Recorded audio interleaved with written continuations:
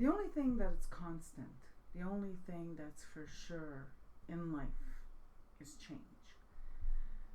And today I'd like to pick up again the same conversation or the same discussion, the same subject of tarot overwhelm, like that deck overwhelm, or and why it's different from books, for me at least, and the whole decluttering exercise, and tie that back in to spiritual addiction and mental masturbation. It's the new moon in Virgo, and I haven't done anything yet today, in a ritual sense. But maybe I have, because I have been in this mode of shedding old ideas, shedding old skin. People I'm close with have also been shedding their old skins, and there's a change in the air.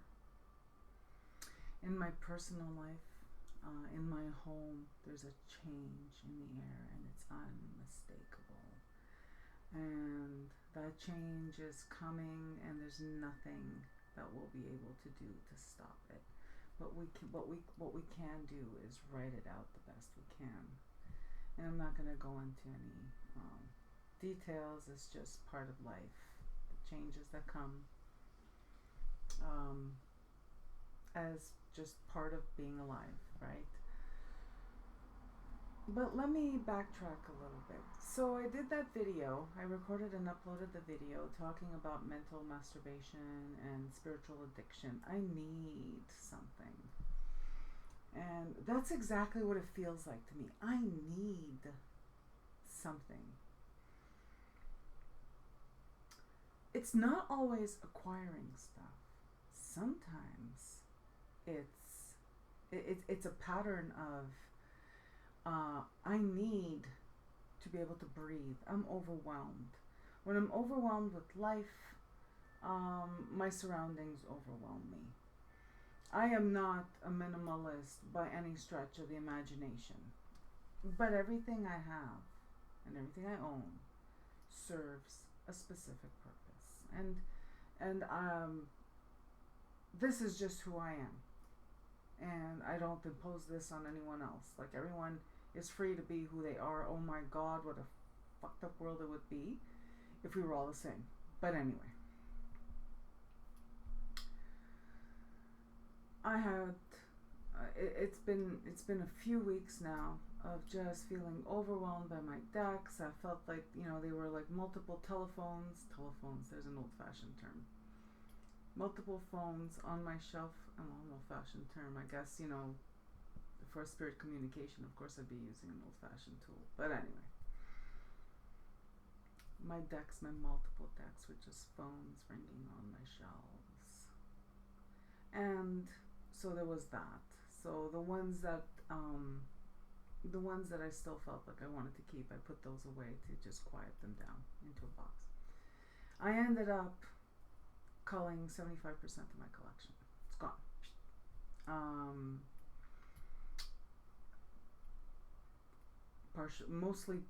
Partially donated. Some were sold. Whatever. They're gone. Some are soon to be on their way to their new home.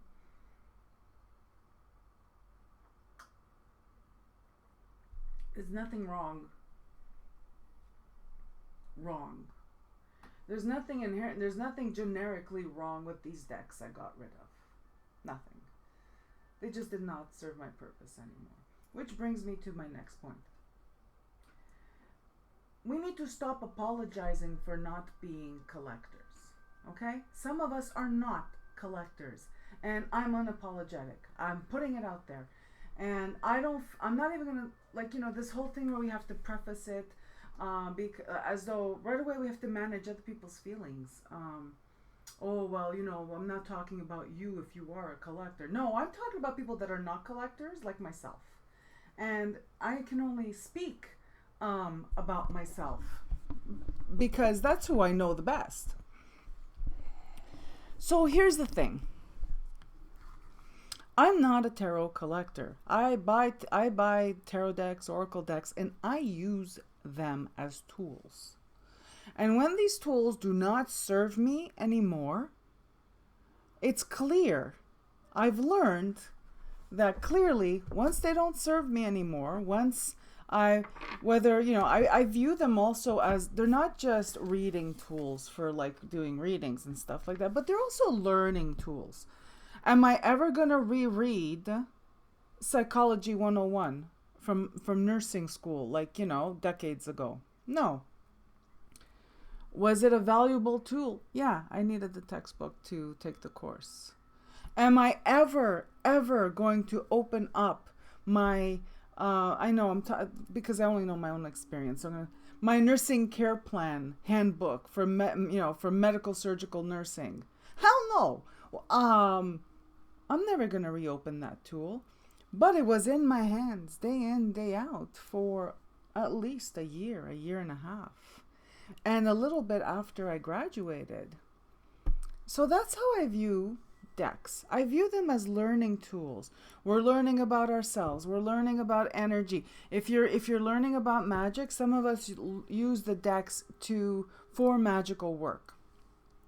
If you're learning cartomancy, you're using that deck to learn cartomancy. Well, after a while, maybe you want to try something new.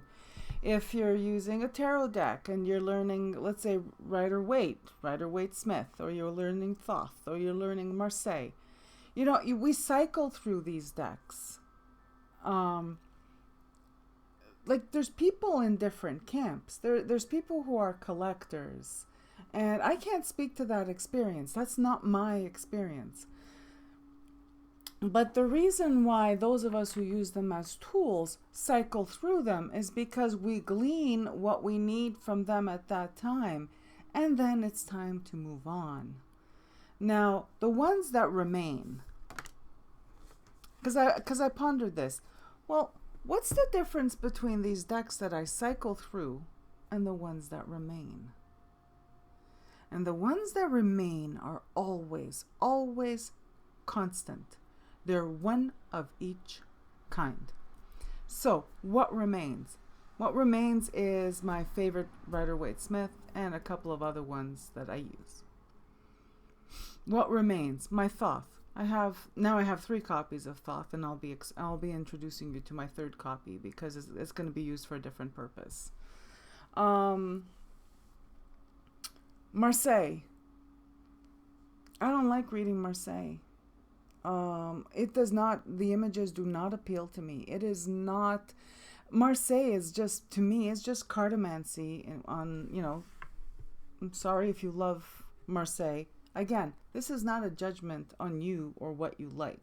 This is me. To me, Marseille is fucking depressing to look at. Because of how I was introduced to it. It's because of the people, maybe it has to do with who I went to have a reading from in the 1980s who used Marseille, and the fucking guy was a creep. So that remained with me. So I'm not gonna be drawn to Marseille. I own 2 Marseille decks. One of them is Hodorovsky's Tarot des Chats. Is like majors only because it's freaking cute. And the other one is the Mary Packard one. That both of which were up for sale at one point, and then I just ended up keeping them because nobody wanted them, so I kept them. I hang on to them to remind me not to buy Marseille because I have an aversion to it. But I do like to try out different Rider-Waite-Smith interpretations. I also, before I even got my first Thoth deck,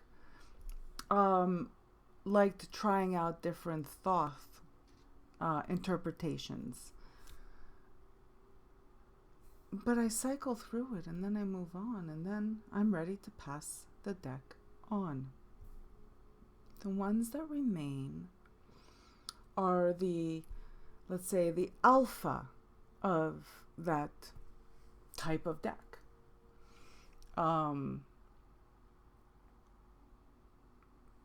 So that's why I move them on. It's like you find a literary genre that you like, and or even smaller than a literary genre, because the same thing applies to tarot and to oracle, because the same creators put out more than one deck. It's like finding an author you enjoy reading, and you read everything they've ever written. Do you like everything they've ever written? Is everything they've ever written fantastic? Is every book a bestseller? No. And the same applies to these decks that we cycle through. And some of us cycle through these decks like it's water, myself included.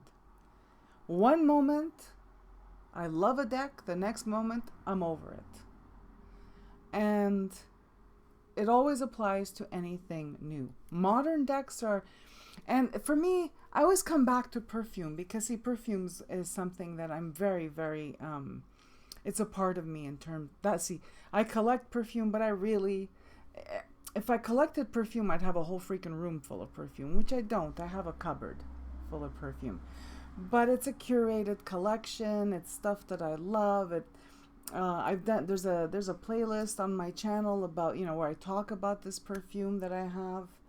To me, the tarot and oracle decks are kind of fit in that same kind of area, space in my brain and in my spirit, where certain things become familiar, and when I want to go back to that place psychically, because it's like psychic time travel, then I use I'll wear a perfume and it'll bring me to that psychic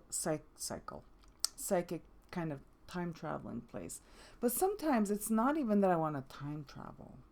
I want to feel the way I felt when I felt good wearing that fragrance. I want to feel the way I felt when I felt good reading a certain deck.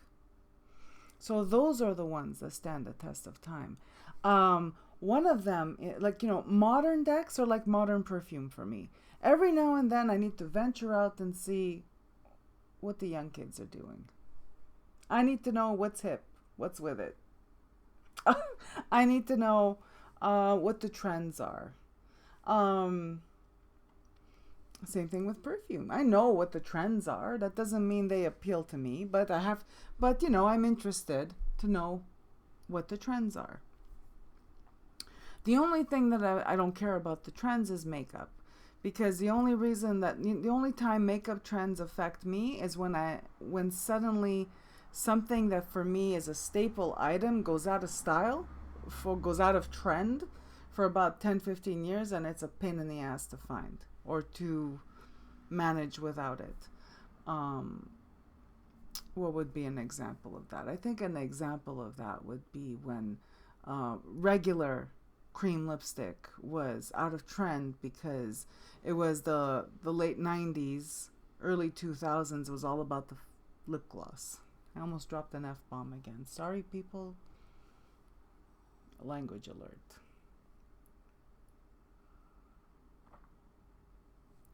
Now this conversation is all over the place, because I'm feeling all over the freaking place. So I did this thing where I called 75% of my decks, and you know what? I still have more. So, there's a box, the so-called Purgatory box, where I put my my decks that are not currently in use. That those two are gonna come out, and I'm gonna go over them again, and half of those have to go. They have to go. I'm never gonna use them again. Because I've lived with me my whole life. I know the ones I always pick up. Going back to the trends. See, I lost my train of thought because the coffee is really good today. Like with perfume, I need to know what the latest trends are, because I'm interested in knowing what the latest trends are. But I like what I like, and that's what I wear. And that's what I collect. With decks, it's the same thing. I finally realized it. It's not...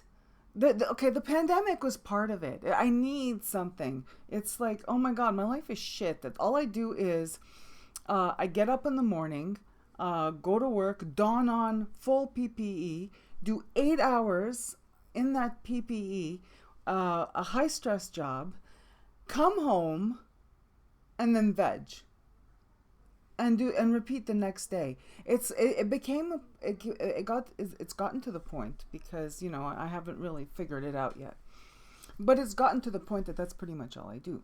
So when I'm vegging in front of my laptop in the evening, what am I doing? I'm looking at videos about decks. Someone shows a deck they have, I look at it and say, oh, I'd like to check that out. I go, it's the information age, people. It's the age of point, click, order. It comes in the mail in a couple of days. Although not really, because I live in Canada, so I'm still waiting for some stuff. It's like weeks and weeks and weeks. But anyway, the instant gratification is there when I click the button, I pay for something, and it's on its way, right?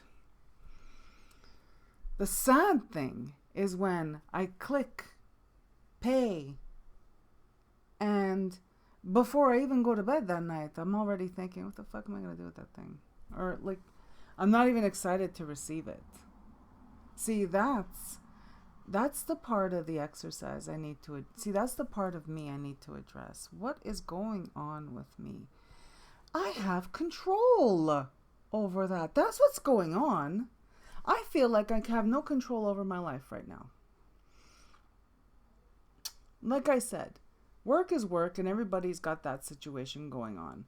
But I have to tell you that, I don't know, 7-8 months in, I'm still not used to being wrapped up like a freaking synthetic burrito. I'm not. I still, wearing, the face mask for 8 hours at a time. By 2 o'clock, 2:30, 3 o'clock in the afternoon, I'm completely stupid. It's because it's the rebreathing of my own air. It's hot. I'm claustrophobic, but I have to stay focused on my job, through, despite the claustrophobia. I know I'm not here to, and please, no sympathy, okay? Because I chose this profession that I'm doing. It's not about my profession, and it's not about my job. It's about that feeling of not having control. And shopping for shit I don't need, I have control over. Also, I'm not going anywhere. So shopping, online shopping, had become my entertainment, my outlet. But here's the caveat. I had a depth year in 2019, which cured me of 95% of my shopping habits. I don't even know what to call them. Addictions. Where right now it's just decks. Why? Because I feel out of control, and cards help us peer into the future. What are tarot cards? What do we use them for? We use them to obtain, we use them for clarity. At least I use them to look into a situation, to see it more clearly, to foresee the outcome, or in my case, to foresee multiple outcomes. Because I've been watching the videos. Okay, I've been watching. I saw a lot of the videos about that.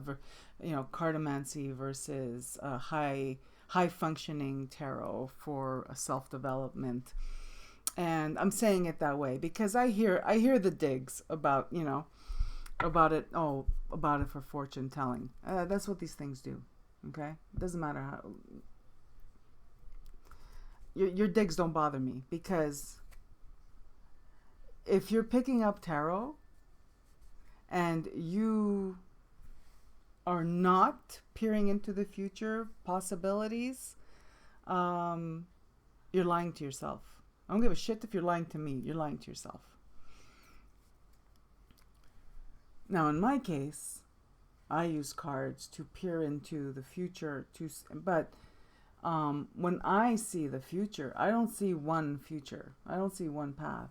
For me, it's like I'm the hub of a wheel, and all the future possibilities surround me like spokes of that wheel, or that bicycle wheel, or whatever, cartwheel. But I digress. So that's what the draw. That's why, even though I cured myself of all my other shopping habits, addictions, stupidities, during my depth year, when the pandemic hit, I fell into this old habit right away. Not this, I got this as a gift. Thank you. But I fell into this old habit because it doesn't just tie in with the shopping addiction. And we're all addicted to something. We all are. It's human nature to find something that helps us cope. So I fell back into this one because it does double duty, right? It's aesthetically pleasing. So all the five senses, right? The smell of a brand new deck, the tactile, the shuffling it, the visual of the images, the creative expression of modifying it. Decks for me are the full meal deal. And this is why I have that pattern of when I'm feeling out of control, that I fell right into binge purchasing decks. Again, it's because it's the full experience. But I realized that once my shelves were full of decks, the feeling went away.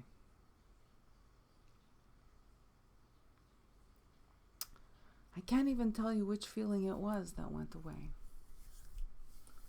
But the overwhelm was, I looked at all these things and I said, well, no, I'm never going to pick that up again.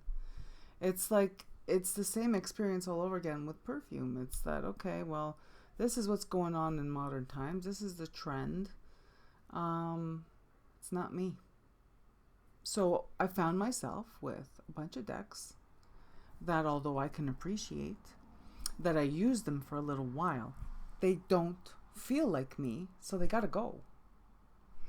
Whereas the ones that feel like me will always remain. And I gave myself permission to let them go. There's also tied in with this whole thing that idea we have of our fantasy selves. See, my moon is in Scorpio, but I'm a Leo sun, Virgo rising. I'm not just, I'm a multifaceted human being like everyone else. And then you add to that my life experiences. So I'm a little bit more than just my sun sign, moon sign, rising, wherever my freaking planets are.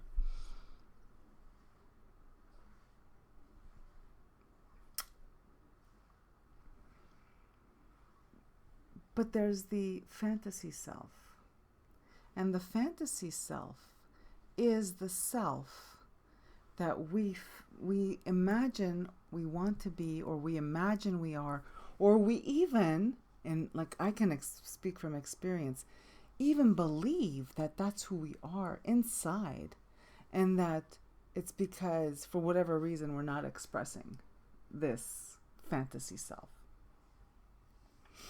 The fantasy self is the one that acquires things, whether they be books, decks, makeup, whatever, that acquires things. The fantasy self is the self that watches lifestyle YouTubers and with their fake perfect lifestyle lives and stuff like that, and they're influencing and all that bullshit, and we buy into it, and we buy shit to fulfill the need to build our fantasy self. If I have this object, this is my it's the expression. This object will allow me to express my fantasy self. So I'll give you an example from myself. Okay, I was an original goth. I'm that old. Okay, inside I'm still a goth. My taste in music, literature, I'm an elder goth, the original goth. Okay, no, maybe my dad was the original goth with his job.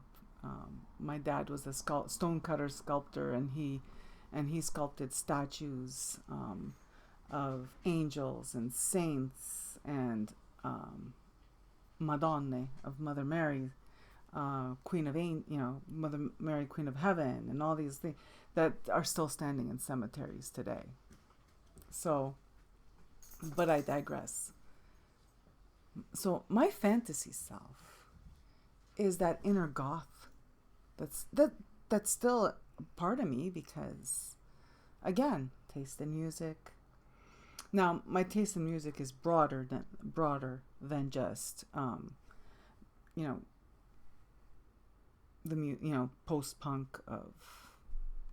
post-punk and late to post-punk and all that, but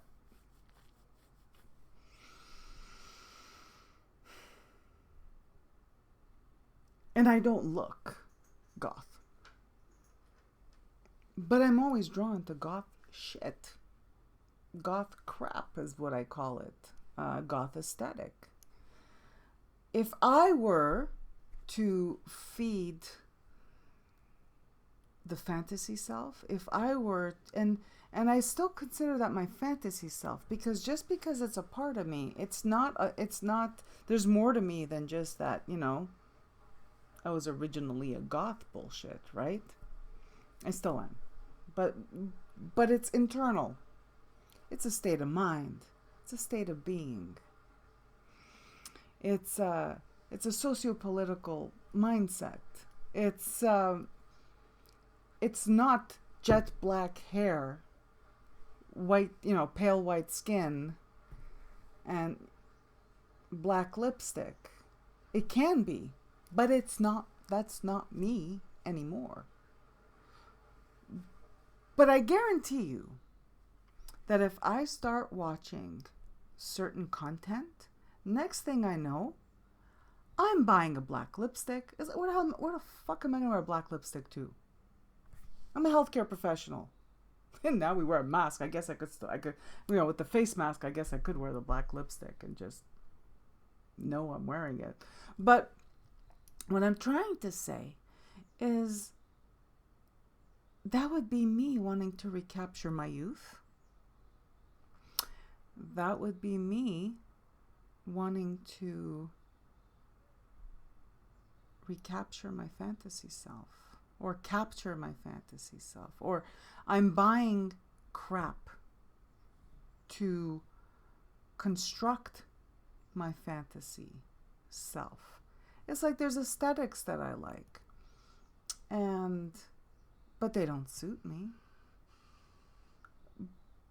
But if we watch enough content, we end up buying that stuff. Why? I'm going to explain it. I'm going to explain something to you. Or at least I'm going to share something with you, not explain it. I don't want to be condescending, but what I'm trying to say is that I discovered my trigger. I discovered what everybody else has known all along, and I think that I think I discovered hot water or something like that.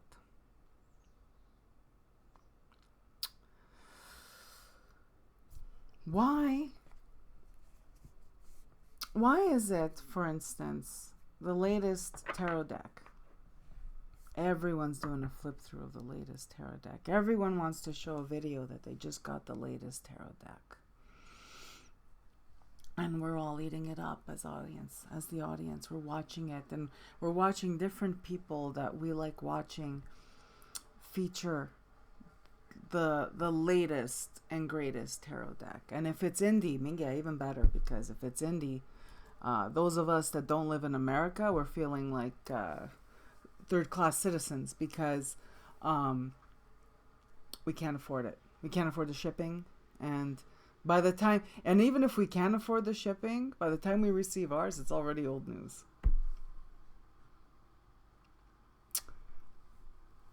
Why?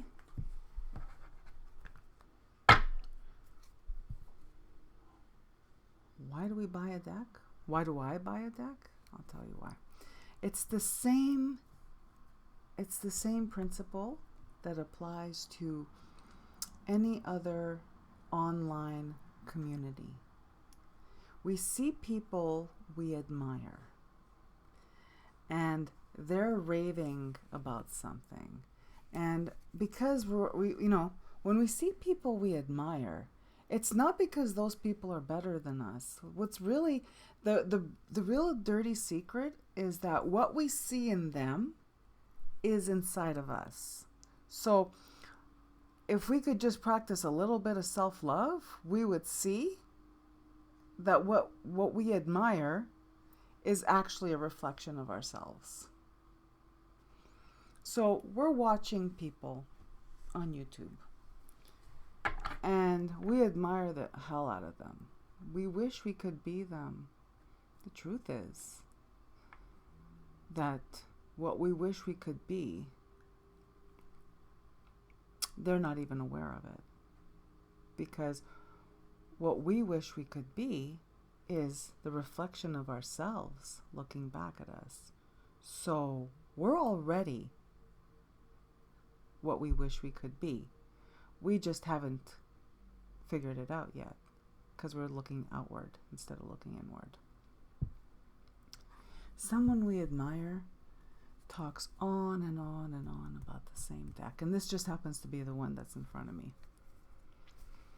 And oh, they love this deck. I actually love this deck. They love this deck, and they could talk about this deck.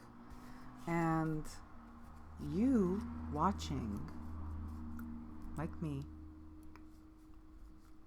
go out and buy that deck, because now it's a shared experience. If you're watching and you're holding your Wildwood Tarot, no, I've done the same thing. I find myself, if I'm watching a video where someone is talking about a certain deck, first of all, I seek out videos of decks that I already own and love. So already there's something to it, right? There's something there. Secondly, I'm holding it. And what I'm doing, because in this age of we can spend time with people half a world away on screen in the comfort of our own home, is I'm visiting with a good friend, and the shared experience of this deck. So that's why certain decks gain popularity, why everyone has the same core decks. And this is I'm just speaking directly to people who watch videos on tarot and oracle decks. But we all, those of us who watch the tarot and oracle decks and stuff like that, the tarot tubers, we all have the same core decks. Because what we're doing is there's the visual and then there's the tactile shared experience.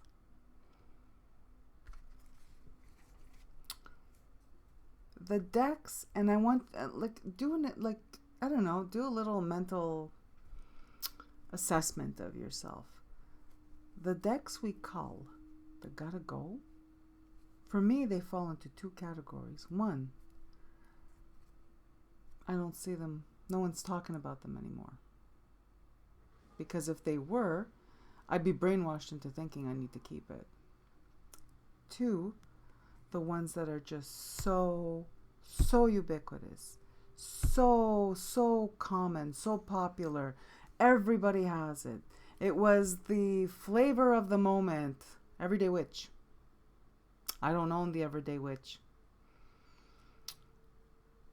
By all categories, Everyday Witch should have been an easy buy for me. It's like people who know me would have gone out and bought it for me. And for me, it was the oversaturation of Everyday Witch. Everybody had Everyday Witch, whether they were witches or not. It was incredible. It was the best deck ever.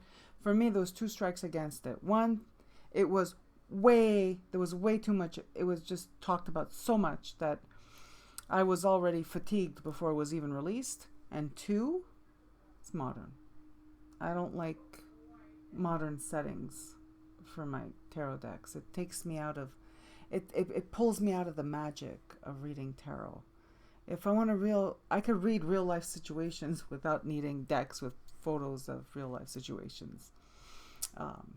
We're human beings. That's what our brains are for. Anyway. I don't even know what to title this video. I'm probably just going to title it an update on mental masturbation, spiritual addiction, and the one about tarot overwhelm. I'll cook up a title, but I don't even know why I'm telling you this, because by the time you're watching this, it already has a title. I got rid of 75% of my decks, and now that they're no longer making noise, they don't obscure my view of the ones that I do love to use. Something shifted in me where I had a wish list, and I thought to myself, you know what? I got rid of 75% of my collection, and I'm going to treat myself to like a one deck that's been on my wish list for a long time, or that I know I'll love and whatever, and it's going to be the best ever deck and fulfill all my dreams, all that bullshit we tell ourselves. But without all that clutter, all that mental clutter of having a bazillion decks, it's how to me, it felt like a bazillion decks, because it was like, okay, like it filled 2 boxes, maybe 3. It's like, come on. Anyway, for someone who reads tarot, but really doesn't display them anywhere, for me, they were just overwhelming. But since I got rid of all those decks, and I thought, oh, I'm so relieved. Now I'm going to get myself one that I've really been wanting, because the dirty little secret is we have decks, we all do have decks on our wish list that maybe cost a little bit more money, or or for whatever reason we don't get, but we'll spend 5 times that money on a bunch of decks that we then don't give a shit about, that don't work for us. So back to me and my wish list.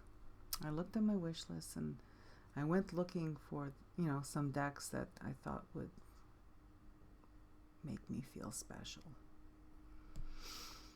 That now that I've cleared my shelves, they would look special on my shelves. And when I use them, they would be special and all this stuff.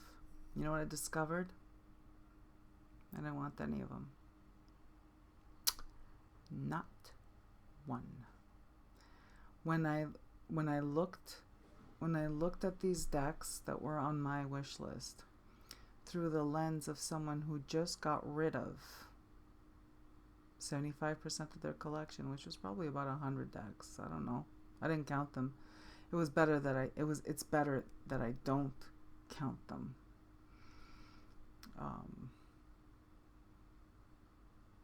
Seriously, people. when I looked at these decks through the lens of someone that just cleared out the noise and kept the ones that I love, I discovered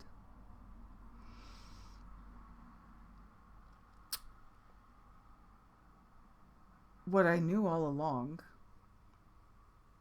You only need one if you want to read cards, and you don't need any at all if you don't want to read cards.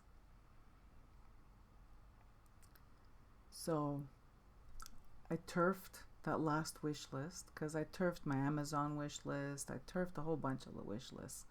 But you know, the indie decks, I'm not saying this, I'm not saying that we shouldn't support people who produce, independently produce a tarot deck. I need something a little more traditional. So no, I'm not gonna, that wish list were independently produced decks, which when I took a closer look at them, I thought, okay, they're beautiful, but I'm not about displaying my tarot decks. I'm about using them, abusing them. I use my vintage decks. If I acquired a vintage edition of a deck that I love, that one is not pristine, people. That's the one, that's the workhorse. That's the one I'm using day in and day out. It's got scotch tape on it. I don't care. I'm gonna love them to death. So I guess I'm good for now. Am I ever gonna buy another deck? Yeah, for sure. For sure I am. Right now though, I think I need a little quiet. I think I need to recapture that feeling I had during my depth year, which is quiet. I need to go inward. I'm feeling the spirit of the hermit calling me. Every card I pull, even like, an oracle card or whatever, is telling me it's time to go inward. And I'm feeling that pull to go inward. And it's going to be good. Instead of that mental masturbation, and I need something, actually put some of that spirituality to practice and feed my soul. All right. If you're still with me, thank you so much. And I'll see you in the next video. Take care.